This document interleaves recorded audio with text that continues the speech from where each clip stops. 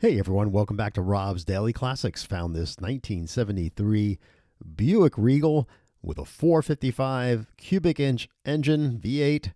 Found it on Auto Trader Classics. Let's go check it out. Found this car a little while ago on Auto Trader Classics. It's a 1973 Buick Regal. Seller's asking $17,900. It's based in Illinois, and it gives a lot of photos, which is really cool.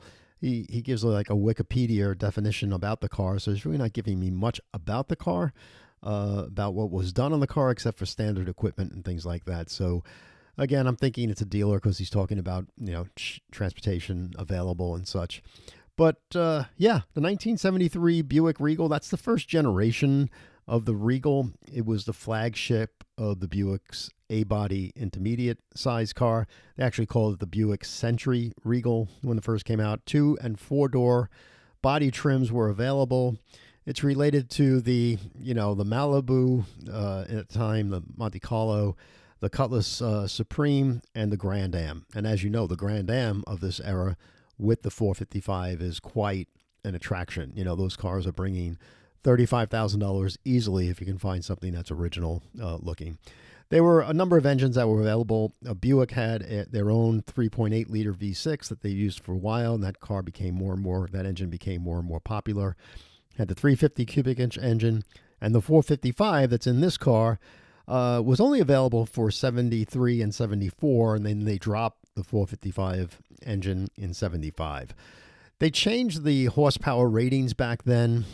In the old days, they were using a gross horsepower rating, and this is reported back as a net horsepower rating.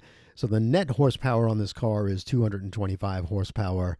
And the difference is gross horsepower was the engine on a stand, and then net horsepower was the engine put into the car.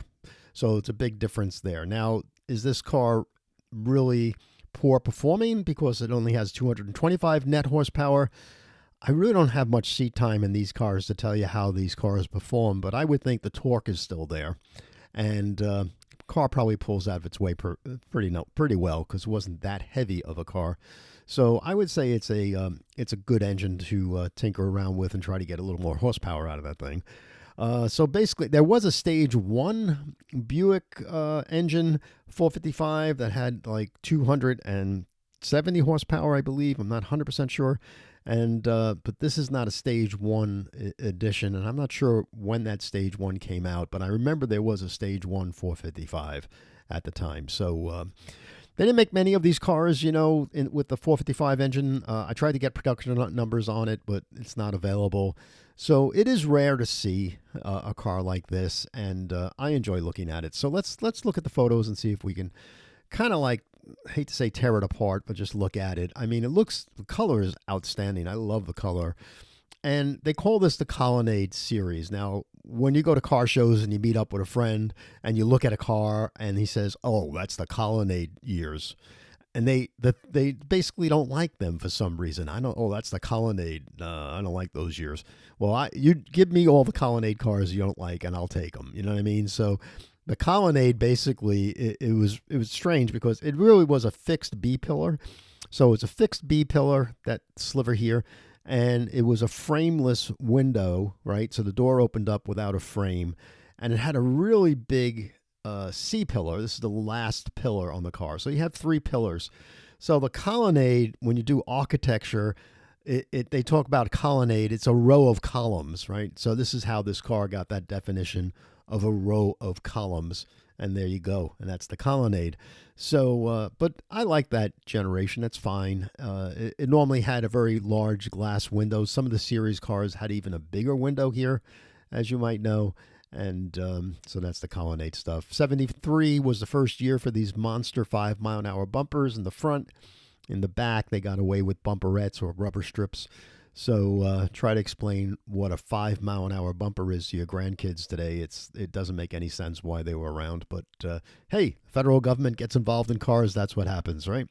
Car kind of reminds me of how we used to toy with cars back in the old days, jack up the rear and stuff like that. That exhaust looks like it's hanging a little low, but we'll give it a pass. car looks to be nice. I'm sure it was repainted. I could tell that. You can see that it was repainted at one time. And it looks like a restoration with the engine being in the car and such. And it looks like the original vinyl top, because the vinyl top, he's putting a lot of gloss on it, whether you use WD-40 or you use, some type of Armor All on it.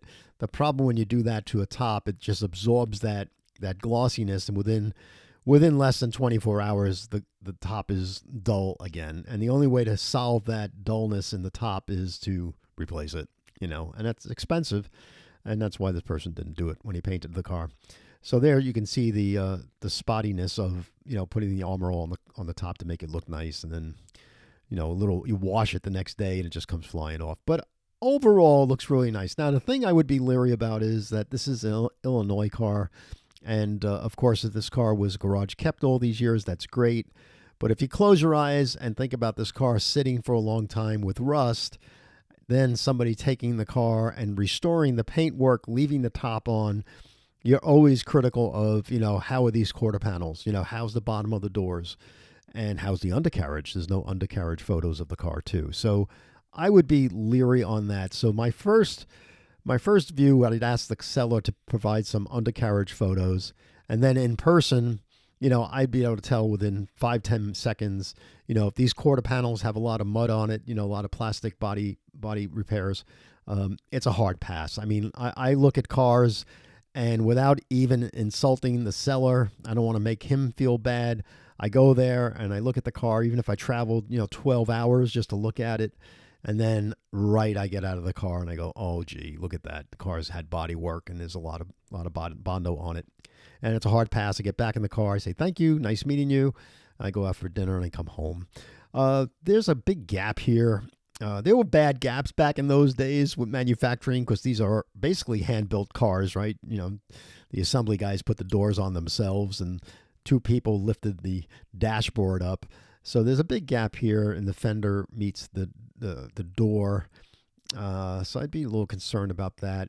It's common for these clips to be changed, but maybe not on this car.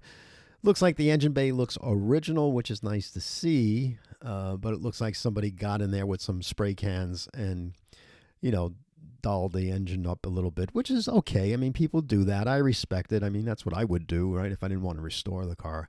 I don't remember the shroud being so openly fiberglassed like that without being painted black. So I don't know what's going on there, but that doesn't bother me. There's that gap. We'll look at that again. Otherwise, I love the color. I think the color is awesome, and I love the turbine wheels all around and all that. Yeah, I mean, it's a nice car and all that, but there are some photos here as I'm looking at this car with you for the first time in more detail. That would be the rear quarter panels would be something I'd be concerned about. Again, that's the original top most likely, and you can see the fading. But enough with the top, Rob. We get your point. Okay, let's move on. Okay, so we'll move on. But yeah, this is the one photo here. You can see this dullness in the paint that comes down.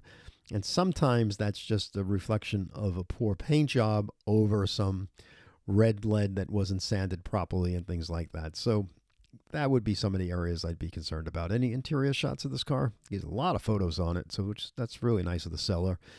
Anybody gives photos like this, it's really cool. And that's the back bumper, 2.5 mile an hour back bumpers back in those days. They put these bumperettes and these rubber moldings around it. So 73 was the last year to find something that had some styling to it, because most of the rear styling changed dramatically by 74 and 75, of course, right into the late 70s. And then today we don't have 5 mile an hour bumpers. Well, I guess we do, but they're all made of plastic and such. And there's the engine. I doubt it's 27,000 original miles, folks. So unless he has tremendous documentation to prove that point, some of the photos look better than others on the inside. You can tell he used more Armor All in these shots. I know I'm being mean, but that's what people do. I can't blame them. They want to get as much money as they can for these cars. Interior looks nice. It's just a basic interior. You can see the car was repainted in this shot here. I don't know what that is there in the corner, but anyway. But yeah, the undercarriage there, the door looks pretty good. Dashboard looks nice, no cracks. Headliner looks nice. Regular seats, a bench seat in the front, no console. But again, this car was ordered. A little crack here in the seat. But this car was ordered with a 455, so the person that ordered this car originally had some class. So yeah, go on Auto Trader, dive into these photographs, have some fun, see if you can tear it apart yourself. And if you're local to this location in Illinois, by all means, if it's something that you like to see. On the price side, 17.9 is high for this car, but the bulk of the weight of the value is the engine, the 455 engine, which really was watered down by then. So I don't know if the 455 really carries a big premium, but I think the car is probably worth about $13,000-$14,000. If it's in pristine condition when you get there, then maybe 15. But 17.9 is a little bit of a jump on a regular Regal with a big engine and bench seats and things like that. So, but overall, an interesting car. You don't see many of these cars still around with a 455 engine, even though it's just 225 net horsepower with the engine being rated while it's in the car. So that's it for this car. If you like this one here, just go Auto Trader and check it out.